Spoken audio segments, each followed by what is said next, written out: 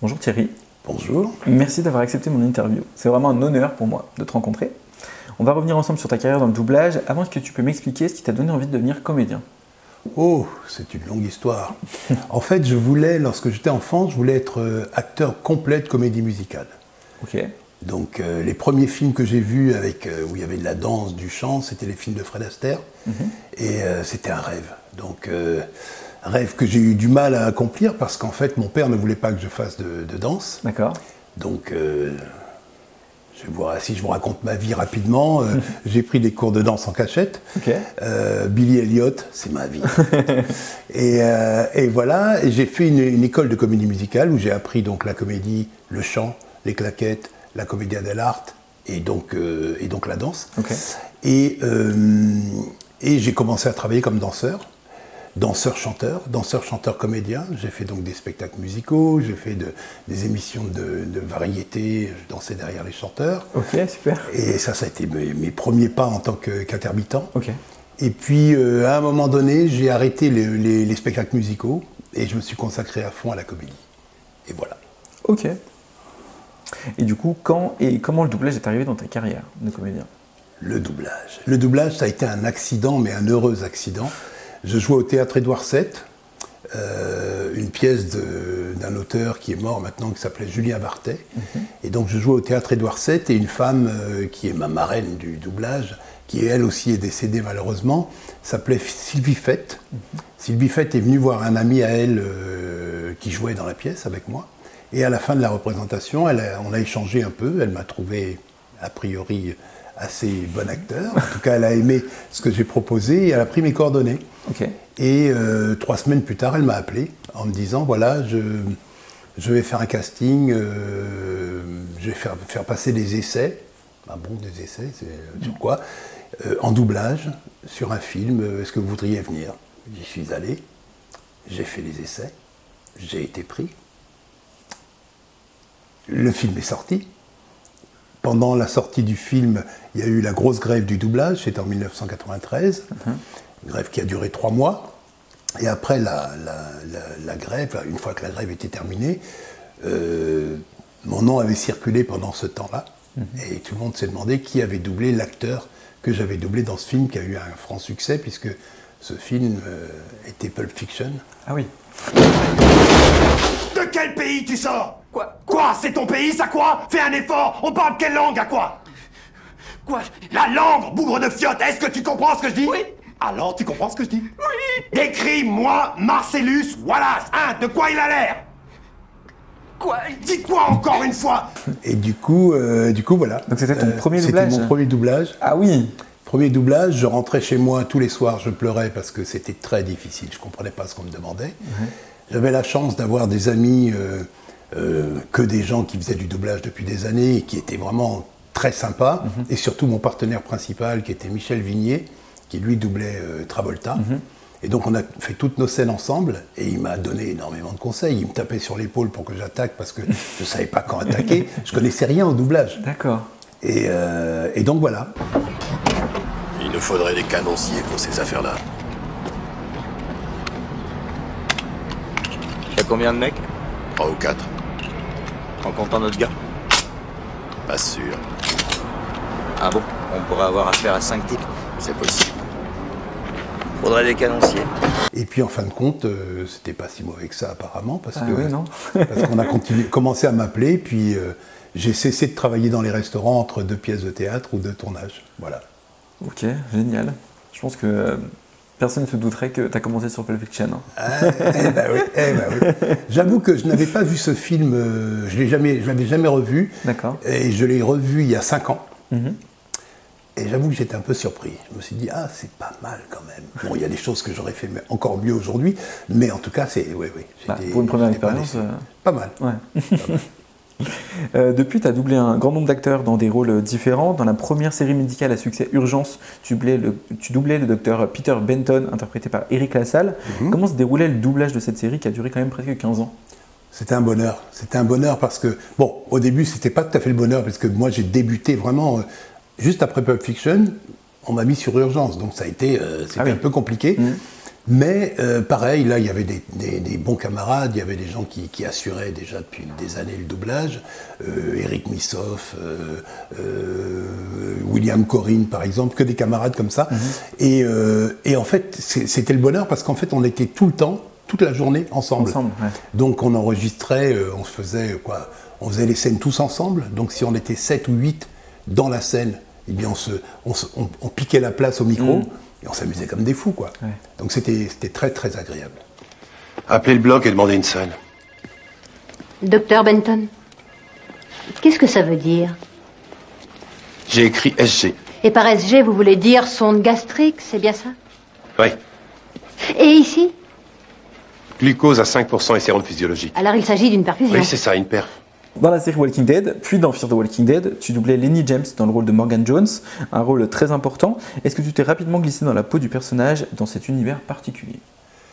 Écoute, c'était assez simple parce que d'abord Walking Dead. Dans Walking Dead, le personnage est assez taiseux. Donc il ne parlait pas énormément, il était beaucoup en introspection. Et comme c'est un bon acteur, en fait c'est ça qui est merveilleux en doublage, c'est que si on a la chance de doubler de bons acteurs, on n'a qu'à simplement se laisser porter par eux, quoi. Mais moi, pour Walking Dead, je voudrais te parler d'une anecdote, parce qu'en fait, c'est très drôle. C'est les choses un peu magiques qui se passent dans ce monde du doublage.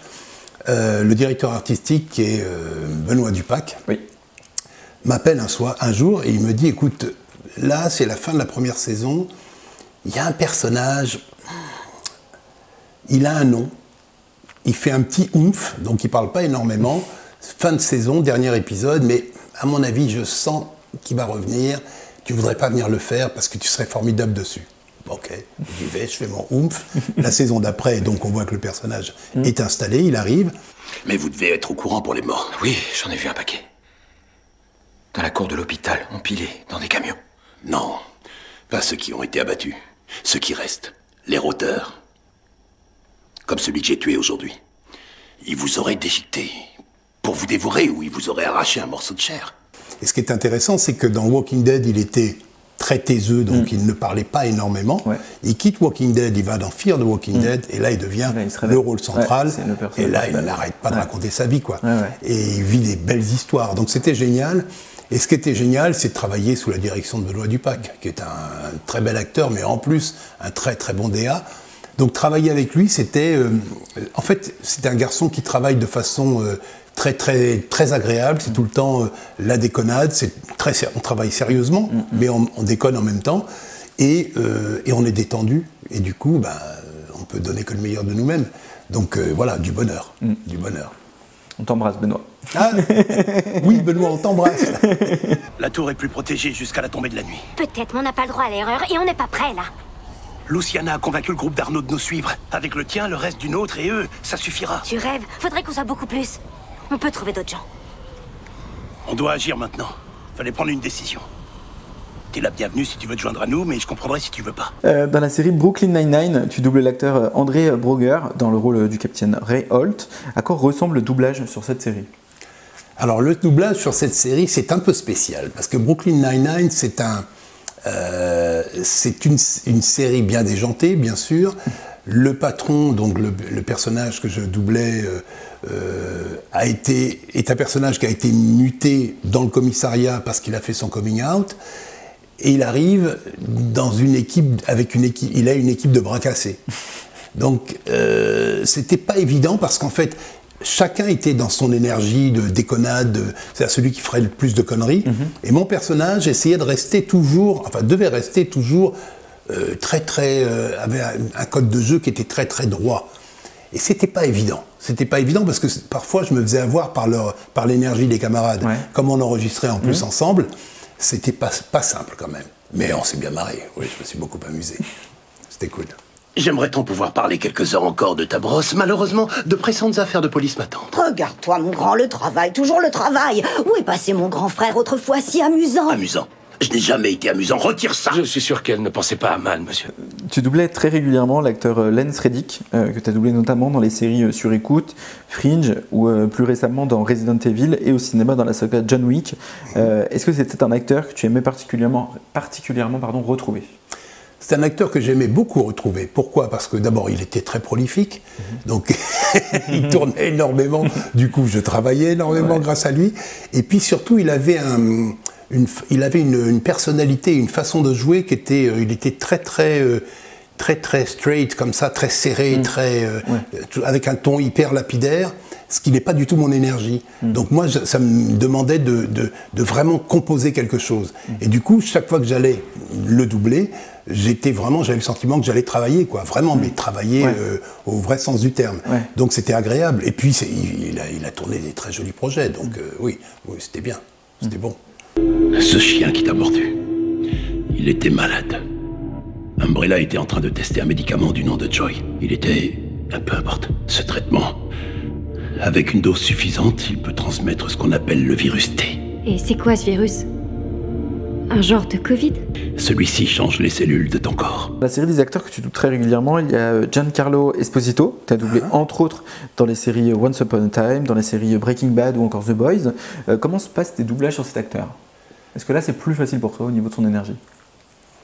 C'est encore autre chose, c'est-à-dire Giancarlo Esposito a quelque chose de très élégant et du coup là je n'ai qu'à me nourrir vraiment de l'image, c'est-à-dire je le regarde faire, il joue très bien, il a toujours un second degré dans l'œil qui est assez agréable quand on arrive à le percevoir. Bon, pareil, moi je regarde beaucoup l'image quand je travaille en doublage et je me nourris, en fait ce sont les acteurs qui me nourrissent et j'essaie simplement de ne pas les trahir et d'être un peu à la hauteur, quoi. Donc voilà, mais Giancarlo, il est agréable à doubler, c'est un vrai bonheur. Je vais vous résumer les choses. Vos neveux devenaient très impatients. Ils faisaient pression sur moi, voulant à tout prix ma permission de tuer Walter White. Devant mon refus, ils ont décidé de s'attaquer à l'agent Shredder. Mais un coup de téléphone malvenu, reçu par l'agent Shredder, l'a prévenu un moment avant l'attaque. De toute façon, tous les acteurs que je double, en règle générale, tous les acteurs importants sont de très bons acteurs. Donc chaque fois je dirais la même chose, c'est un bonheur à doubler. C'est un bonheur à t'entendre sur eux aussi. Ah, c'est cool, merci. Merci beaucoup. Dans la dernière saison de Buffy contre les vampires, ça date un petit peu, tu doublais le principal Wood, joué par D.B. Woodside. Est-ce que tu connaissais la série avant d'arriver sur ce rôle? Oui, je connaissais la série parce que c'est une série culte, mais honnêtement, je ne l'avais jamais regardé. Sauf que cet acteur, je l'avais déjà doublé, il est super sexy, il est beau et bon, c'était agréable. Oui, bien sûr, je me suis amusé. Je ne sais plus qui dirigeait la série, je crois que c'était Claire Guyot, je crois. Claire Guyot, ouais, absolument. Ouais. Et ma Clairette, retrouver Clairette, c'est du bonheur. Tu l'as déjà interviewé? Oui. Ah oui, c'est un grand fan de Buffy contre les vampires, c'était mon objectif. Rencontrer Claire Guyot. Probablement les deux seuls élèves dont le dossier est aussi chargé que l'était le vôtre. Vous connaissez tous les élèves par leur nom? Je m'attendais à ce que l'un d'entre eux, ou même peut-être les deux, fassent du grabuge avant la fin du premier trimestre. Mais je vois que vous les avez poussés à fraterniser et à être plus sociables, et d'après ce que je vois, ils ont même décidé d'aller en classe. Et puis au cinéma, également, et bien évidemment, la voix française de Samuel L. Jackson, que tu as doublé, on l'a dit tout à l'heure, pour la première fois dans Pulp Fiction. Mais est-ce que tu as une idée du nombre de films dans lesquels tu l'as doublé? Écoute, je ne tiens pas tout à fait les comptes, mais si, grosso merdo comme ça, si on compte les séries, les documentaires, je pense qu'on en est à 106 films à peu près, un truc comme ça. Alors moi j'ai compté juste les films. Juste les films? Juste les films, t'en es déjà à 79. Okay. Donc je pense qu'avec les séries, les documentaires, etc., on doit avoir passé les 100. Ah oui, facile, facile. Ouais. Oui, en plus il y a une série là qui n'a pas été, qui n'est pas encore diffusée. Donc, dont on ne parle pas, qui n'existe pas a priori. Et il a fait plusieurs documentaires. Bon, j'ai prêté ma voix. Et oui, à mon avis, une centaine, plus d'une centaine. Juste des films, déjà 79 films, c'est énorme. Ouais, c'est énorme. Ben, c'est un acteur prolifique, c'est un acteur... Puis dans des registres complètement différents. Des registres totalement différents. Vraiment, d'un film à l'autre, il est différent. Chaque fois, c'est une tannée pour comprendre ce qu'il fait. Ah oui? Ah oui, c'est très difficile. Justement, j'allais dire, est-ce qu'après 79 films, c'est facile pour toi quand tu le vois de le doubler comme ça? Pas du tout. Pas du tout, parce qu'en fait, c'est vraiment un acteur. Donc il compose et il propose des choses qu'il faut saisir. Je te donnerai un exemple. La première fois que j'ai doublé, quand j'ai doublé Incassable, la première journée, j'ai ramé, j'arrivais pas à comprendre ce qu'il faisait, je ne sais pas ce qu'il faisait, et du coup, j'avais un mal fou à le doubler. Donc on a fait le programme qu'on devait faire, et le lendemain, je suis arrivé sur le plateau que dirigeait Michel Derain, et je dis à Michel, écoute, je le trouve pas, quoi, je n'arrive pas à le choper. Et en fait, ensemble, on l'a cherché, et ensemble, on l'a trouvé. Et c'est vraiment, chaque fois que je double un film de lui, je mets, allez, minimum une demi-heure, en moyenne 2 heures, pour comprendre ce qu'il fait. Pour le comprendre dans mon corps. J'ai vu les dégâts provoqués par un Boeing qui s'écrase, et puis cet hôtel que le feu a dévasté. En écoutant les infos, j'attendais cette phrase bien spécifique, j'espérais l'entendre. Mais elle ne venait jamais. Et un jour, je regarde la télévision et on parle d'un accident de train, et là je l'entends. Il n'y a qu'un seul survivant. On ne pourra pas parler de tous ces films parce que du coup on l'a dit, il y en a déjà 79, mais est-ce qu'il y a un film ou deux qui t'ont plus marqué que les autres en doublage? Oui, bah, il y a Incassable déjà, dont je parlais à l'instant, parce que personnage très complexe, un homme qui a la maladie de Verre, mais il a quelque chose de démoniaque en même temps, donc pas évident. Et puis il y a un autre film qui m'a vraiment marqué, qui n'a pas du tout marché en Europe, c'était Code 187. C'est un film dans lequel Samuel L. Jackson est proviseur et il est un peu embêté, harcelé par les élèves qui sont des petites frappes. Et c'est un film à voir. C'est les 15 dernières minutes. On prend une claque. Ça te claque, ça rase. C'est vraiment génial. Donc c'est un film à voir. Peu de gens l'ont vu, malheureusement, parce qu'un peu violent à la fin. Et du coup, il n'a pas eu le succès qu'il aurait dû avoir. Mais sublime film. Ce sont les 2 films vraiment qui m'ont marqué, quoi. Dans les films Marvel, il est également Nick Fury. Est-ce que c'est différent du coup de le doubler sur ce rôle-là, dans un film de super-héros, que par rapport à tous les autres rôles qu'il a eu juste avant et qui sont non, c'est chaque fois, honnêtement, c'est chaque fois un nouveau personnage. Bon, Nick Fury, c'est un personnage qui est marqué, alors même si là, on le voit plus trop en ce moment. Mais c'est le patron des Avengers, donc bon, il arrive comme ça avec son autorité, avec son œil en moins et tout ça. Mais c'est un personnage. Mais voilà, une fois qu'on l'a compris, ce personnage-là, ça va, c'est pas trop compliqué. C'est pas trop compliqué.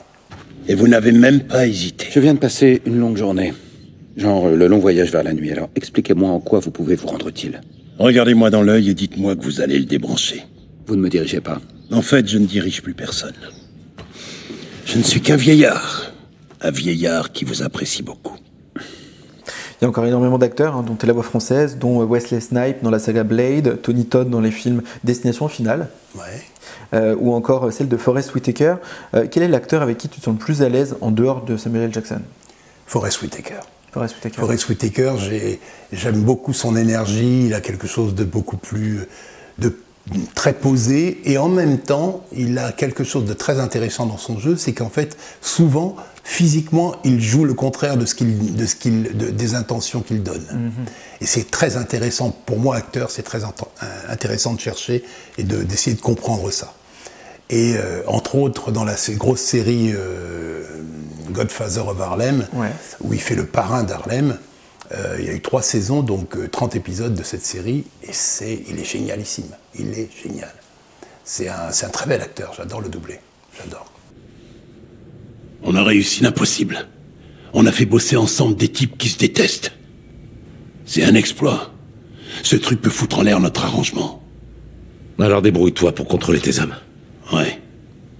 Toi aussi. Parle-moi de tes actualités. Alors, mes actualités. Alors, bien sûr, je double, bien sûr, assez régulièrement. Je participe à des séries ou à des longs métrages. Je dirige aussi. Direction artistique, c'est une chose que je fais depuis 6 ans maintenant. Après moult refus, j'ai accepté de me lancer et je m'amuse beaucoup. Donc je dirige tant des séries que des longs métrages. Dans les gros longs métrages qui sont sortis dernièrement, j'ai dirigé Alien, le dernier, La couleur pourpre, qu'est-ce que j'avais dirigé aussi, La méthode Williams, enfin bon, voilà, ça c'est les films cinéma, je dirige quelques films pour Netflix aussi, et des séries. Et sinon, en tant qu'acteur, parce que mon métier c'est acteur, en plus de faire du doublage ou d'être directeur artistique, j'ai une série qui est sortie il y a maintenant 1 mois et demi, 2 mois, sur OCS Canal+, qui s'appelle 7e ciel. C'est 10 épisodes de cette série, c'est la vie affective et sexuelle des seniors. D'accord. Et c'est donc la 2e saison de cette série, puisque la première saison, le rôle principal masculin était interprété par Féodor Atkin, et le Dr House, entre autres. Et donc, dans la 2e saison, le personnage principal masculin, c'est Thierry Desroses. Voilà. Okay. C'est une très jolie série, dont je suis fier. Très jolie série qu'on va regarder alors. Qu'il faut regarder, s'il vous plaît. Allez-y, regardez-la. Je sens un enthousiasme à mon égard. C'est très gentil, mais si nous devons vivre ensemble, peut-être devrions-nous conserver une juste distance. Vous ne croyez pas? Ça me va. Merci beaucoup Thierry d'avoir accepté cette interview. Je suis ravi d'avoir pu échanger avec toi sur une partie de ta carrière dans le doublage. Que nous dirait Morgan Jones pour terminer cette interview? Eh bien, Morgan Jones vous dirait d'aller regarder l'interview sur VF en série, et de suivre Johan sur sa chaîne YouTube. Voilà. À bientôt. Merci. Ciao.